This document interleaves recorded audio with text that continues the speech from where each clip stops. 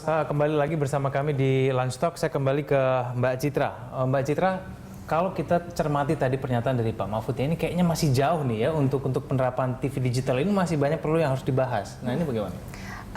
Kelihatannya sih kalau kita mau melakukan ini dengan benar dan supaya kepentingan publik sebesar-besarnya terpenuhi dan supaya seluruh masyarakat Indonesia ketika kita nantinya switch off kita bisa jamin semuanya tetap menerima siaran, iya prosesnya masih sangat lama. Tadi Pak Mahfud bahkan juga menyebutkan mengenai pasar kita, industri yang sudah ramai. Nah, dan itu memang benar kalau kita tidak menciptakan peraturan yang mengatur persaingan usaha dengan benar, karena salah satu insentif dari berdigitalisasi adalah dengan menambah channel. Kita bisa nanti bertambah channel. Tapi perlu kita atur, kalau misalnya kita nambah channel, nanti industri kita pertelevisian sustainable apa enggak? Cukupkah kue iklan yang sekarang sebenarnya sudah terpecah itu terpecah menjadi lebih kecil lagi kalau stasiunnya ditambah? Nah, pemerintah sebelum bisa kita harus total analog switch off, mereka sudah harus bisa menentukan jumlah berapakah yang sesuai untuk bisa bersaing di satu wilayah. Harus diatur itunya. Tapi bukankah kalau misalnya nanti betul-betul kita pindah ke TV digital, kan ini berarti menambah channel ya? Menambah channel, dan kemudian kan masyarakat juga punya banyak pilihan di situ. Pilihan menonton, begitu juga dengan mungkin iklan yang masuk. Bukankah ini juga sebetulnya ada persaingan di situ semakin ketat? Ini kan bukannya berarti semakin baik ya ke depannya? Kan ini jumlah pengiklannya mungkin kita tidak bertambah kecuali kita nambah industri baru yang mau beriklan di televisi gitu kan. Kalau yang jumlah beriklan tetap segitu tapi channelnya ditambah, berarti kan makin kecil kan kuotanya, karena setiap perusahaan pastinya punya dana advertising spend-nya mereka per tahun berapa kan. Mereka nggak akan karena stasiunnya banyak terus mereka nambah jadi 2 kali lipat. Jadi kita tuh pertambahan advertising dan pertambahan channel mungkin sangat jadi tidak linear ketika kita sudah berdigital. Nah itu yang harus dihitung hati-hati. Pak Mahfud, kalau sekarang ditargetkan digitalized TV ini akan berada di tahun 2018, kita sudah membayangkan ya, sekarang kalau misalnya tadi Bapak menyebut lemot jaringan internet. Kita kalau di Komisi 1 lagi ngeliput RDP dengan Komisi 1 juga susah sekali gitu untuk mengirim berita segala macam. Nah, kalau ditargetkan 2018 Pak, dengan banyaknya suara di komisi, di DPR, apakah Bapak optimis untuk bisa melakukan hal itu?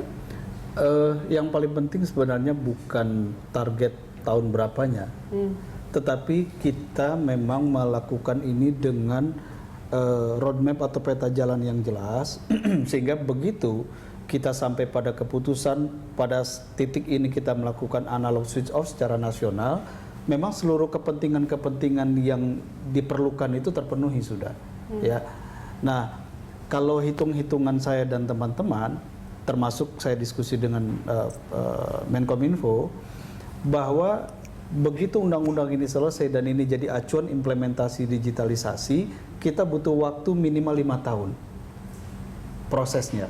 Nah, sekarang kalau kita asumsikan misalnya akhir 2000 atau 2016 ini selesai undang-undangnya, maka 2016 ditambah 5 tahun ke depan itulah proses kita melakukan migrasi sistemik dari analog ke digital. Jadi tidak secara sekaligus switch off? Tidak secara sekaligus, karena ini banyak variabel yang harus kita kelola, begitu ya. Dan tadi saya ingin menambahkan yang disampaikan Mbak Citra betul. Konsekuensi bahwa digitalisasi itu menambah jumlah pemain, karena nanti ada pengelola infrastruktur, ada content provider ya. Sekarang mereka yang mengajukan aplikasi izin sebagai content provider itu sudah hampir 150 lembaga penyiaran. Ini calon pemain baru. Ini calon pemain baru. Sekarang kalau misalnya pemain di tingkat nasional lah, ada sekitar 26 TV station, ditambah content provider baru ini 150-an, memang kita secara sederhana, wah berarti akan banyak stasiun TV, kita punya banyak pilihan. Sebagai masyarakat kita semakin banyak semakin bagus ya pilihannya. Kira-kira nanti programnya akan semakin beragam. Teorinya begitu, ekspektasinya begitu.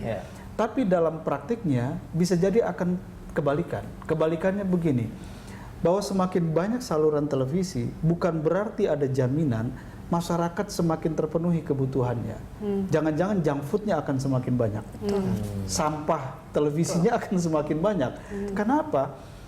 Biaya produksi sebuah stasiun televisi itu kan nggak murah, mahal. Dari mana mereka dapat biaya? Kalau mereka nggak dapat biaya, akhirnya apa? Ya sudah, beli saja. Mau nggak mau terima yang junk food tadi ya. Beli junk food yang kita nggak tahu gitu kan. Atau yang kedua, kalau mereka ingin bisa memproduksi sesuatu berkualitas, mereka harus punya iklan pendapatannya kan. Sekarang jumlah pengiklannya sama, tapi calon penerimanya bertambah banyak. Artinya apa? Advertising expenditure ini akan semakin turun. Dan sekarang saya mendapat informasi dari teman-teman lembaga penyiaran, ketika e-commerce ini semakin berkembang, banyak iklan yang tadinya ke lembaga penyiaran ini mulai beralih ke e-commerce. Jadi kue iklan pun sekarang sebenarnya trennya itu sedang turun. Nah, kalau pemainnya kita tambah ya dengan asumsi ini era digital, jangan-jangan nanti mati bareng. Nah, itu yang kita perlu exercise, apakah migrasi teknologi ini kemudian memberikan jaminan bahwa landscape bisnis penyiaran ini tetap sehat. Tapi ini kan bicara pengawasan. Nah, kalau pengawasan juga ditingkatkan untuk menghindari junk food itu tadi, apakah itu tidak cukup? Mungkin Mbak Citra atau kalau masalah junk food sebenarnya bukan spesifik era digital ya. Kalau menurut saya, kita dari sekarang sisi aja konten. Kalau kita dari sisi konten, kalau kita nyetel TV juga diversity kita memang udah ngaco dari era analog ya, gitu. Jadi bahwa healthy juga gitu. Nggak healthy juga, dan diversity justru seperti yang Bapak bilang tadi, jumlah quantity tidak sama dengan quality ya. Nah, jadi kalau memang harus di pengawasan, tapi kalau itu harusnya mengenai penguatan lembaga regulator, baik KPI maupun Kominfo, itu sebenarnya sesuatu yang harusnya menurut saya universal di industri penyiaran Indonesia. Tidak hanya spesifik masalah era digital. Memang harus dipastikan bahwa jangan sama template acaranya supaya kebutuhan publik terpenuhi. Tapi kemudian kan kita ada urgensi juga tadi dibilang kan, jadi plus minus juga ya, ada urgensi kita harus meningkatkan layanan broadband kita, tapi kemudian ada biar nggak lemot begitu ya, orang juga ingin nonton gambar yang lebih jernih. Jadi ini gimana kalau misalnya kita menimbang-nimbang kalau menurut Mbak? Sebenarnya bisa kalau kebutuhan teknis broadband cepat, iya saya setuju. Saya termasuk salah satu yang setuju supaya kita cepat-cepat untuk analog switch off supaya kita bisa punya internet cepat. Yang sebenarnya yang bermasalah sekarang adalah untuk memaksakan berbagai pihak yang sudah stakeholders. Jadi yang kemarin sudah menang tender multiplexing tapi dibatalkan oleh PT UN, itu supaya perundingannya bareng-bareng dan memikirkan gimana supaya ini bisa melayani kepentingan publik sebanyak-banyaknya dan agak menahan diri dalam melindungi kepentingan bisnis mereka yang sebesar-besarnya.